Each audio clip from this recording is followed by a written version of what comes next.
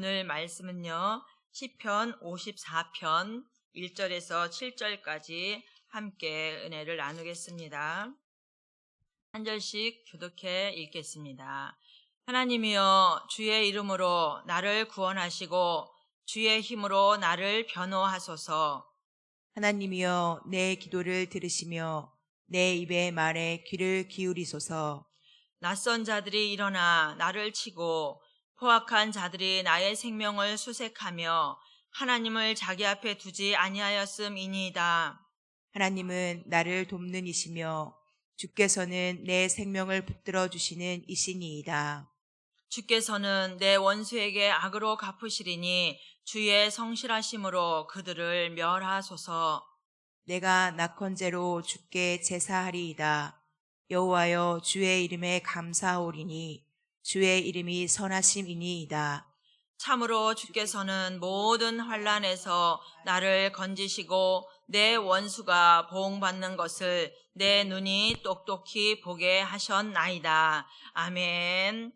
우리 여기 표제어, 성경에 맨 위에 표제어 있죠. 54편에 위에 한번 다 같이 표제어 한번 읽어보겠습니다. 다윗의 마스길, 인도자를 따라 현악에 맞춘 노래. 10사람이 사울에게 이르러 말하기를 다윗이 우리가 있는 곳에 숨지 아니하였나이까 하던 때에, 이렇게 나와 있습니다. 이 시편은 다윗이 75편을 150편 중에 75편을 썼죠. 오늘 잠깐 제목도 한번 읽어보겠습니다.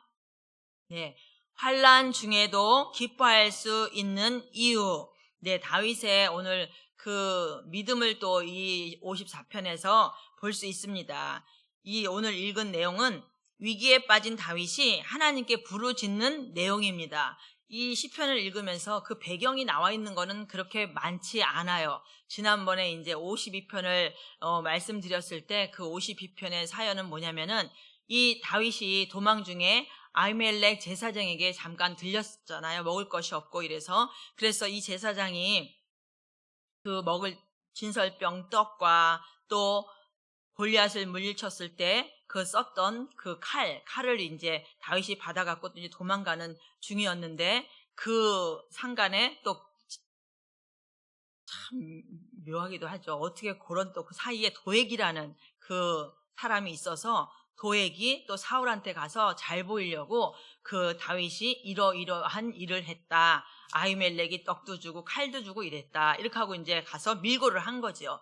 그러면서 이 사울이 또 이 제사장 85명과 그 제사장에 딸린 모든 어린 아이부터 부녀자까지 다 모조리 죽이는 사건이 났죠. 그러면 이것이 그 유다 땅이 그렇게 넓지가 않잖아요. 이스라엘 그 땅이 우리나라 강원도 땅만 하다고 그래요. 그러니까 얼마나 조그만 땅이에요.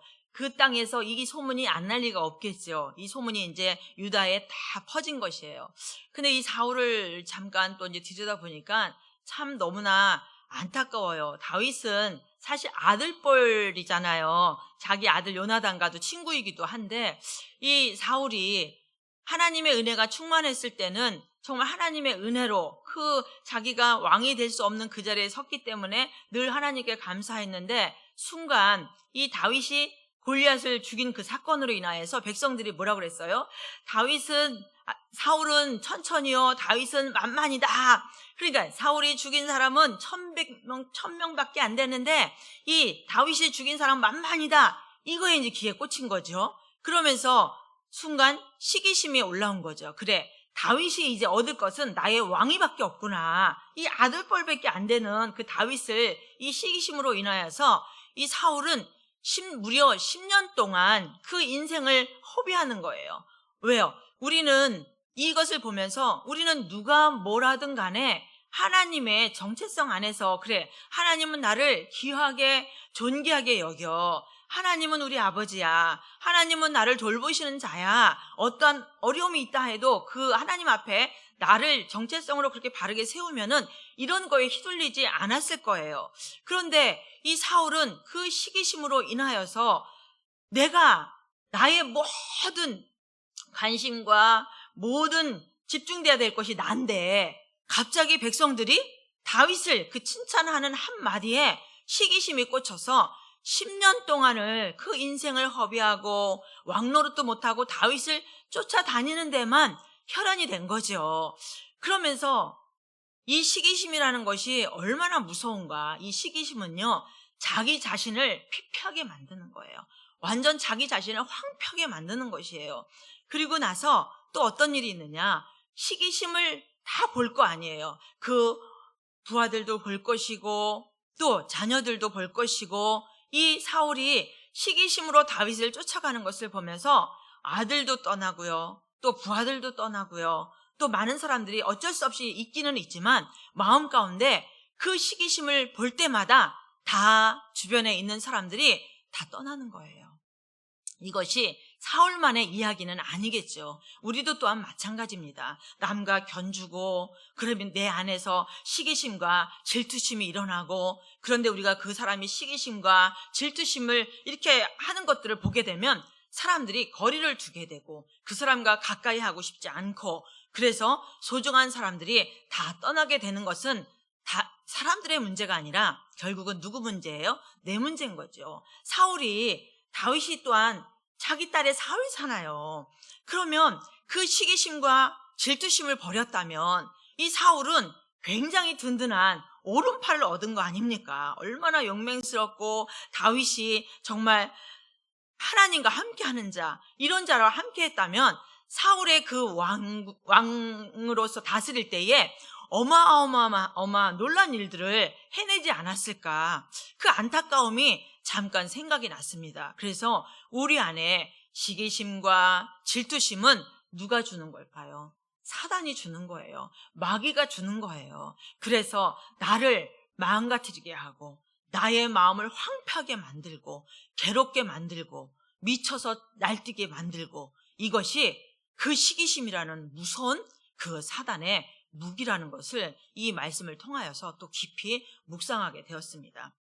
오늘 그러면 이 시편 54편에 쓴 배경은 어떻게 되느냐면요, 잠깐 말씀드릴게요. 이 다윗이 사울 장인어른이잖아요. 그죠? 왕이기 이전에 장인어른이잖아요. 근데 아들뻘밖에 안 되는 이 다윗을 이 사울은 죽이기 위해서 혈안이 돼서 계속 다윗을 쫓고 있는 중이에요. 근데 이 다윗은 그래도 하나님께서 참 사랑하여서 이 권세도 없고 아무것도 없는 이 다윗에게 빚진 자, 억울한 자, 눌린 자, 소외된 자가 다윗에게 붙는 거예요. 너무 신기하지 않아요? 누가 권세도 없고 명예도 없는 사람한테 붙겠어요. 그렇지 않아요? 도망다니는 그 도망자 신세인 사람에게 이렇게 붙는다는 것은 온전히 다 하나님의 은혜가 아니고는 말할 수 없는 거예요. 어찌하면은 이 사람들을 붙여서 하나님은 다윗을 지키기를 원하셨던 것 같아요. 말씀을 보니까. 그러면서 이제 다윗이 이 도망다니는 신세인데 지금 어디에 가서 있느냐면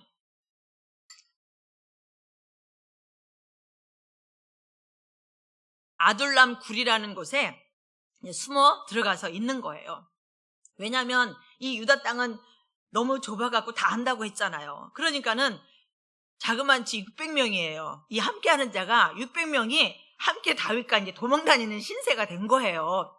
이 함께하는 자들도 저는요 대단한 것 같아요. 그러니까 하나님이 그 마음을 주셔서 다윗에게 붙여주신 거겠죠. 그러지 않고서야 여러분 같으면 인간적으로 정말 이 나라의 최고 왕에게 쫓겨다니는 그 사람에게 언제 죽을지 모르는데 그 사람과 함께 하겠습니까? 함께 도망 다니겠습니까? 인간적으로는 안 하겠죠. 그런데 이 600명의 자그만치 이 사람들이 아둘람 굴에서 숨어서 이제 지금 지내고 있는 거예요.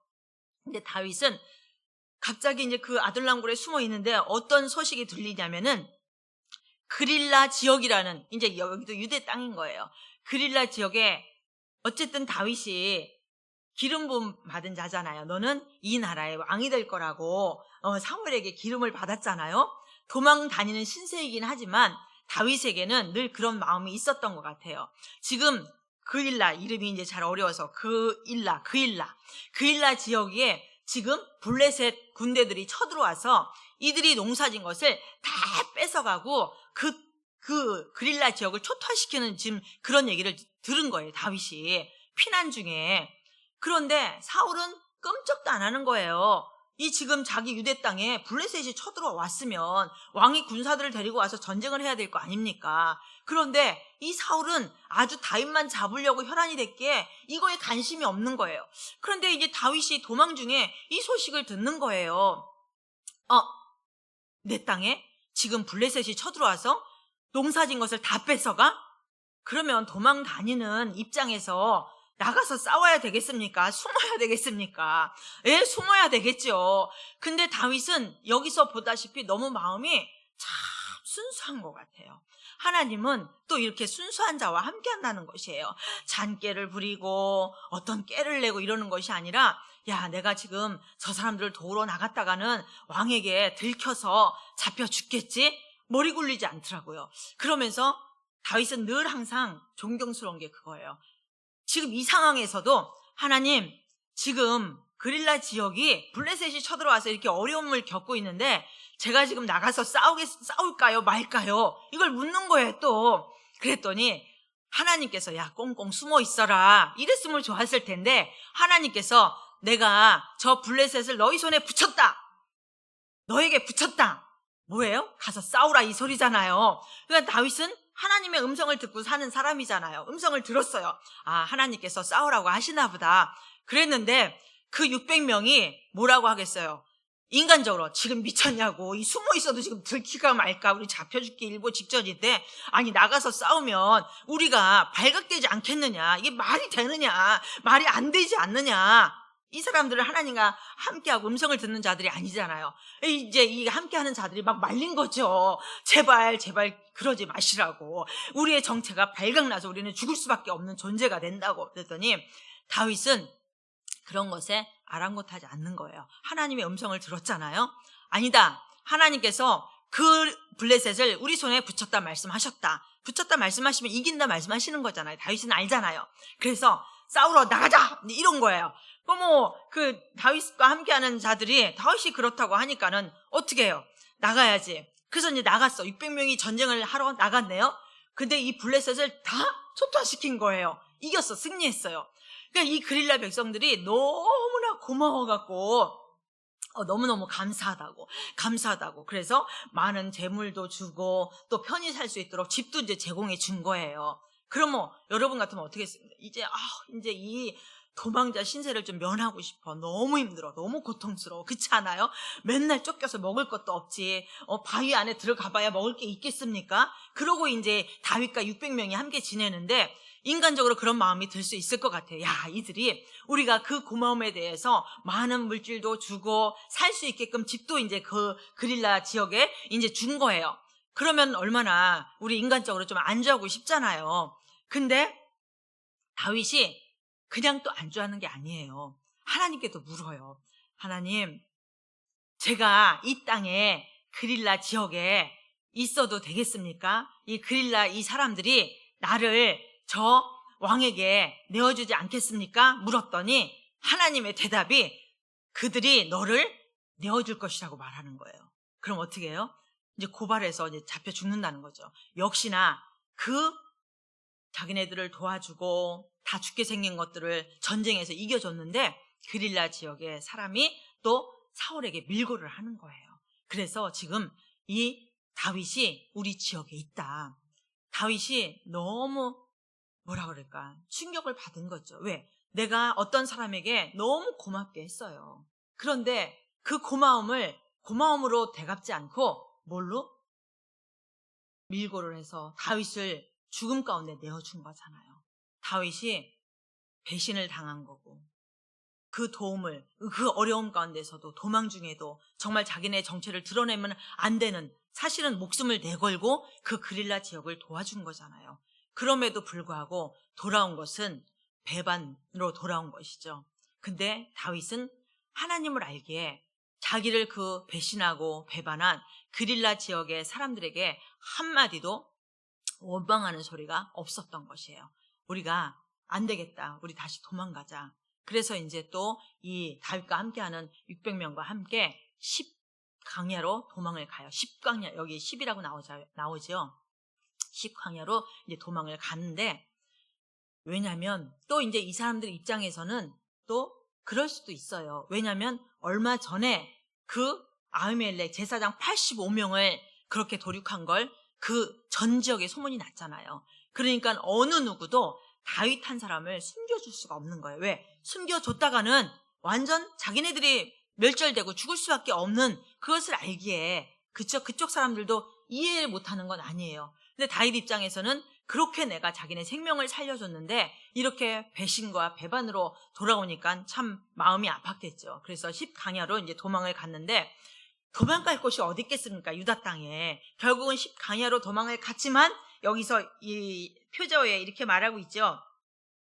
10사람이 여기 말하고 있죠. 뭐라고 나와 있어요? 10사람이 사울에게 또 밀고를 하는 거예요. 그러면서 이제 처음에는 좀 전에 말했던 그릴라 지역에 이제 사울이 이제 군사들과 쳐들어왔는데 또 도망갔다는 소식을 들은 거죠. 그래서 이게 어디로 도망갔나? 10광야로 도망갔다고 이 10 지역에 사는 사람이 또 이제 사울왕에게 밀고를 해준 거예요. 근데 여기서도 또 우리가 이제 알아야 되는 것은 무엇이냐? 이 사울이 이제 지금 다윗이 우리 지역의 10광야에 숨어 있습니다. 이렇게 말했을 때 이제 이 사울은 막 신이 나는 거예요. 그래, 너는 하나님의 다윗이 있다는 것을 알려준 너는 축복받을 것이다. 이렇게 사울이 말을 하면서 사울이 뭐라 하냐면, 야, 하나님이 역시 나와 함께해. 하나님이 나를 도우셔.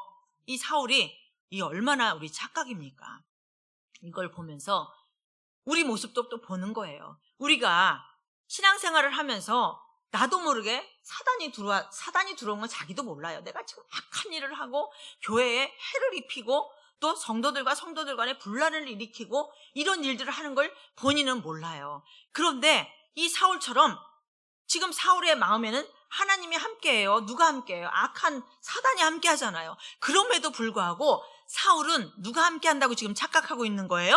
네, 하나님이 함께한다고 착각하면서 야, 하나님이 나를 도우셨어. 그러면서 군사 3,000명을 데리고 이제 몰고 가는 거예요.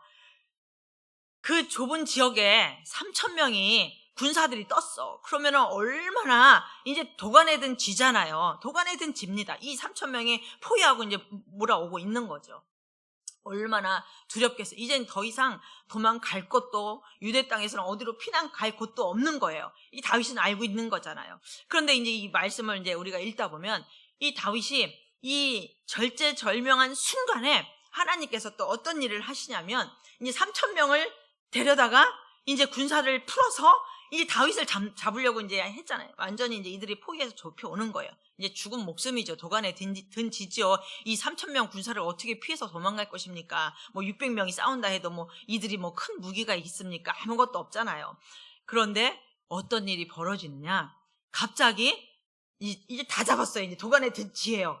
다 잡았는데 사울 왕 뒤에 지금 이제 이제 군사 한 명으로 인하여서 전갈이 온 거죠. 지금 큰일 났다고 블레셋이 지금 쳐들어와서 지금 당장 오시지 않으면 우리 다 죽게 생겼다고 이렇게 이제 전갈이 온 거예요. 어떻게 해요? 지금 다윗 하나 잡는 게 문제겠습니까? 지금 나라가 지금 없어지게 생겼는데 그래서 다시 후퇴 그래갖고 이 3,000명 군사와 사울이 후퇴를 한 거예요.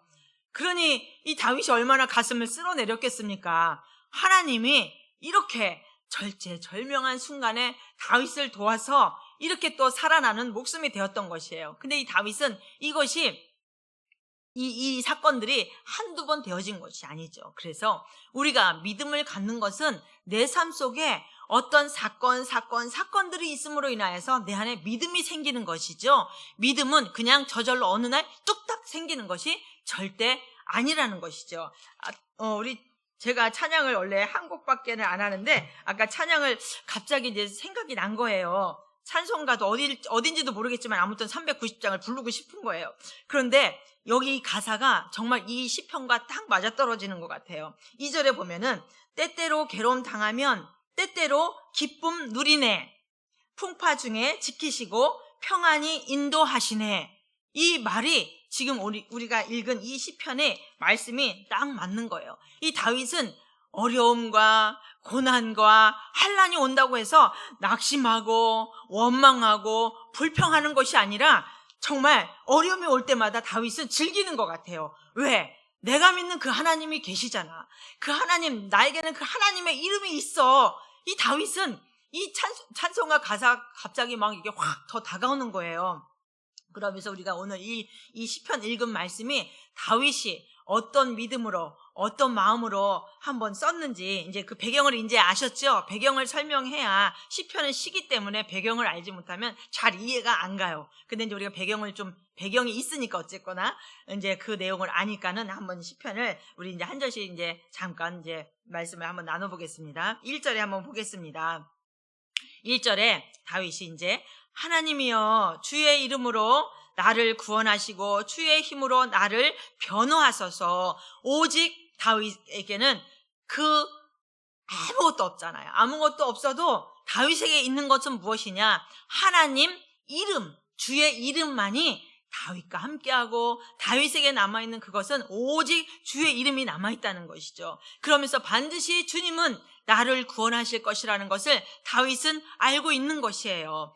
또 주의 힘으로 나를 변호하소서. 변호한다는 것은 주님 아시죠? 내가 어려움 가운데서도 도망자 입장에서도 그들을 구해냈고, 내가 다윗이 사울이 굴 속에 들어와서 내가 2번이나 죽일 수 있는 그 환경에 놓였어도 나는 이 사울 왕을 절대로 해하지 아니하고 나의 정직하고 나의 이 순수한 마음을 주께서는 아실 것입니다. 주님은 아신다는 거죠. 이 다윗도 얼마나 억울하겠어요. 그 골리앗 장군 하나 죽인 것 뿐인데 하나님의 이름으로 그것 때문에 이 고난을 지금 당하고 있는 거 아니겠습니까? 다윗 입장에서는 너무나 속상하고 억울하고, 진짜 내가 뭘 잘못했는데, 도대체 내가 뭘 어떻게 했는데, 그럴 수도 있잖아요. 그런데 이것을 누가 다 안다고요? 다윗은 하나님이 다 알고 계시고 주님이 다 알고 계시다는 것을 다윗은 알아요. 그래서 여기서 나를 변호하소서. 주님은 아시죠? 주님, 나의 이 순수한 마음을 주님은 아시죠? 이러면서 나를 변호해달라고 또 이렇게 이제 말을 하고 있는데, 2절에 한번 보겠습니다. 하나님이여 내 기도를 들으시며 내 입의 말에 귀를 기울이소서. 이 다윗에게는 자기의 기도를 들으시고 자기가 말하는 것에 귀를 기울여 주시는 그 하나님, 그 주님이 계심으로 얼마나 감사합니까? 우리도 이 새벽에 나와서 앉아있지만 나의 기도를 안 듣는 분이 아니라 나의 기도를 들으시고, 때로는 내가 너무 가슴 아파서 신음소리만 낼 수밖에 없는 상황인데도 우리 하나님께서는 우리의 신음소리까지도 다 들으신다고 하시잖아요. 왜? 그분이 우리 아버지이시기 때문에. 이 다윗도 그 마음인 거예요. 내 기도를 들으시고 내 입의 말에 귀를 기울여 주시는 아버지, 이런 의미가 담겨 있습니다. 3절에 한번 보겠습니다. 3절에 낯선 자들이 일어나 나를 치고 포악한 자들이 나의 생명을 수색하며 하나님을 자기 앞에 두지 아니하였음이니이다. 이 낯선 자들은 아마 사울 왕을 말하는 거겠죠. 왜요? 자기와 함께했던 그 왕임에도 불구하고 이제는 이 악한 영이 들어서 내가 이 땅에서 뭐 잘못한 것도 없는데 이 포악함으로 이 다윗을 죽이기 위해서 군사들을 보내고 군사들과 함께 자기를 쫓아와서 죽이려고 하는 이 다윗도 유다 백성 아닙니까? 그럼에도 불구하고 이 사울 왕이 이 포악한 자, 나의 생명을 수색하며 하나님을 자기 앞에 두지 아니하였다, 이렇게 말하고 있어요. 사울은 하나님을 믿는다고 말하잖아요. 그러면서 하나님이 나와 함께 했다고 그렇게 말하는 이 사울 왕은 결국 하나님을 자기 앞에 두지 아니하였음이니라. 하나님을 믿는다고 하지만 그의 말하는 거나 그의 행실이나 이런 것들은 하나님을 자기 앞에 두지 않았다고 고백하고 있습니다. 여기에서 우리도 또한 마찬가지죠. 나는 하나님 믿고 살아. 하나님이 나의 주인이야. 그럼에도 불구하고 하나님이 나의 주인이 아닌 것처럼 살아가는 사람들, 또 말하는 것이나 행동하는 것이나 하나님을 믿는다고는 하지만 하나님을 믿는 사람, 정말 저 사람 하나님 믿는 사람 맞아? 저 안에 하나님 계신 거 맞아? 정말 말로는 하나님 믿는다고 하는데 내가 볼 때는 정말 하나님 믿는 사람 같지 않아. 이런 의미도 있는 것이에요. 사울왕이 하나님을 믿는다고 하지만 하는 모든 말이나 행동이나 이런 것은 자기 앞에 하나님이 없다라는 것이에요. 사울이 볼 때에, 다윗이 볼 때에 그렇게 이제 사울을 보면서 그렇게 이제 말씀을 하는 거겠죠. 4절 한번 보겠습니다. 그런데 너무 감사한 것은 다윗이 이렇게 말하고 있어요. 하나님, 나 좀 도와주세요. 지금 나는 죽게 생겼습니다. 이렇게 고백하는 것이 아니라 이 4절이 참 멋있는 것 같아요. 하나님은, 다 같이 한번 읽어볼게요. 하나님은 나를 돕는 이시며 주께서는 내 생명을 붙들어 주시는 이신이다. 먼저 경험을 많이 했잖아요. 그러니까 이 지금 환란이 오고 사울왕이 3,000명을 데리고 와서 나를 죽이려고 도간에 든 이처럼 이렇게 한다 할지라도 다윗은 두려움이 없어요. 겁이 없어요. 왜? 여지껏 그 경험한, 여지껏 만난 그 하나님이 있기 때문에 이렇게 고백하는 거예요. 하나님은 나를 돕는 자이십니다. 먼저 고백하는 거죠. 그러면서 주께서는 반드시 내 생명을 붙들어 주시는 이신이다. 다윗은 알았어요. 다윗은 지금 내가 이렇게 쫓기고 이렇게 어려운 상황에 있지만 분명히 하나님께서 내가 이 나라의 왕이 될 것이라고 기름 부었기 때문에 내 생명을 내어놓지 않을 것이다. 반드시 내 생명을 하나님께서 붙들어 주신다는 것을 다윗은 확신한 거예요. 그러면서 반드시 하나님은 나를 돕는 자시라는 거예요. 도와주세요가 아니라 더 강한 말이겠죠. 나를 돕는 자이시다. 여기서 이 돕는 자라는 것이 얼마나 강력한 말이냐면 그냥 단지 돕는 것이 아니라 왕을 돕는 자들은 모사와 책사가 있다고 했잖아요. 왕이 혼자 막 나가서 싸우는 것이 아니에요. 이 모사나 이 책사들은요, 전쟁이 일어났을 때, 그 지형은 이렇고, 또 기후는 어떻고, 이래서 우리는 바로 직진해서 그들을 치면은 다 멸절됩니다. 그렇게 하지 말고 그들을 뒤에 숨어서 이런 계략을 짜주는 것이 책사고 모사라는 것이죠. 근데 지금 다윗이 하나님을 경험한 것이 하나님은 나를 돕는 그런 책사고 모사라는 거예요. 왜? 내가 나아갈 때 하나님께서 다 알려주시잖아요. 지금은 너에게 손에 붙였어. 그러면 전쟁 나가는 거고, 아니야, 네 손에 붙이지 않았어. 그럼 지는 거니까 나가지 마라. 그 음성을 다 듣고 하나님이 어떻게 하라. 이것이 하나님이 이 다윗을 돕는 하나님, 바로 하나님은 나의 책사요, 나의 모사요, 나의 상담자요, 나의 위로자라는 것이 이 나를 돕는 자에게 다 내포되어 있는 말씀입니다. 이 다윗에게 이 나를 돕는 자가 여러분에게도 이런 고백이 있기를 원합니다. 하나님은 나를 돕는 자이시여, 나의 책사고, 나의 모사고, 나의 상담자고, 나의 위로자이십니다. 이것이 우리의 고백이 되기를 원하겠습니다. 구원의 확신이 있었던 거죠. 반드시 하나님께서는 도우실 것이라는 다윗에게는 그 확신이 들어 있었습니다. 5절에 한번 보겠습니다. 그래서 주께서는 내 원수에게 악으로 갚으시리니 주의 성실하심으로 그들을 멸하소서, 이렇게 말하고 있죠. 또 지금은 이 환경이 아무것도 바뀐 게 없어요. 그러니까 이 환경이 그 사울 왕이 그 이제 후퇴 그 이제 블레셋들이 쳐들어와서 이 이제 유대 땅을 이제 전쟁을 일으킨다는 그 소식을 듣기 전에 이 시를 쓴 거예요. 우리 같으면 그게 다 이루어졌으니까 하나님 나를 이렇게 도우셨군요, 나와 이렇게 함께 하셨군요, 이렇게 고백을 할 텐데 지금 그 상황이 다 해결이 되지 않은 상태에서 이 시를 쓴 거란 말이죠. 그러니까는 이제 이 다윗의 이 믿음이, 확신이 대단한 것이죠. 그건 하나님을 체험한 것이기 때문에. 그러면서 다윗이 6절에 보면은요, 내가 낙헌제로 주께 제사하리이다. 여호와여 주의 이름에 감사하오리니 주의 이름이 선하심이니이다. 이렇게 표현하고 있는데, 낙헌제는요,